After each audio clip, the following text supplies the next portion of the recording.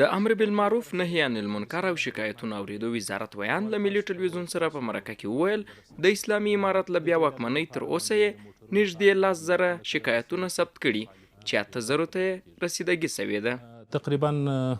په تیر 2.5 کاله شاوخوا کې څه د پاسه 10,000 شکایتونه ثبت شوي. هغه شکایتونو کې تقریبا د 8,000 شاوخوا رسیدنه ورته سوې ده. هغه شکایتونو ته حل و فصل سوي دي او بعضې هغسې شکایتونه وه چې د امر معروف وزارت پورې تړاو نه درلود، بیا راهنمایي ورته سوې ده، هغه مربوطه اداراتو ته راجع سوي دي. د نوموړي په وینا د هیوادوالو همکاري د امر بالمعروف نهي عن المنکر او شکایتونو اوریدو وزارت سره زیاته سوې ده او دغه وزارت محتسبین هم هیوادوالو ته په ښه چلند سره د اسلام شرعي نصوصو په رڼا کې سپارښتنې کوي. نیک برخورد او ښه اخلاق د محتسبینو د دغه سبب سوی دی چې د خلکو رضایت،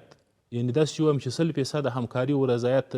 جلب سوی دی هم سوی دی، ځکه محتسبین